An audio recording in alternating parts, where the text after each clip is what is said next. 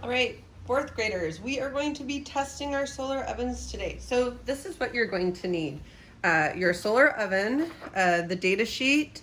You might want something to prop your lids up with so that you can control them. They don't always like stay where you want them to stay. Some sort of thermometer and some sort of timer. So you're going to set this up so that you want the sun to be coming in, hitting this shiny part, and basically aiming the light down into your oven. So that's where you might want to get something like this. Grab a piece of tape to hold it up so it's at the right angle. And know that as time goes by, the sun is going to change positions in the sky. You might need to adjust your lid there. So I'm just gonna put some tape on mine right there to hold it. But if I needed to adjust it, I could easily do that. Okay, so you've got it set up like that. What you should do is put your thermometer inside in the middle so that you can actually see the thermometer without opening the oven, because once you close it, you want to keep it sealed to see how hot you can get it. So let's say I was using this one, I would place it in this way. If I was using something like a heat thermometer, I'd probably put it in so I could see the dial. Candy thermometer, I put it in facing up. So let's say this is my thermometer. I'm gonna put it in there.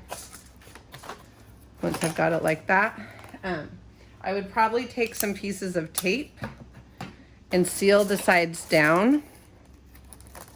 Oops.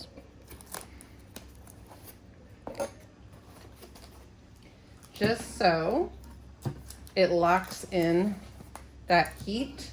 Don't put too much tape on it because you're gonna untape it later. I want my sides to stay nice and down. So I've already got my thermometer in there. Okay, so reset this piece up. Oh, look at that. My thermometer moved. Okay.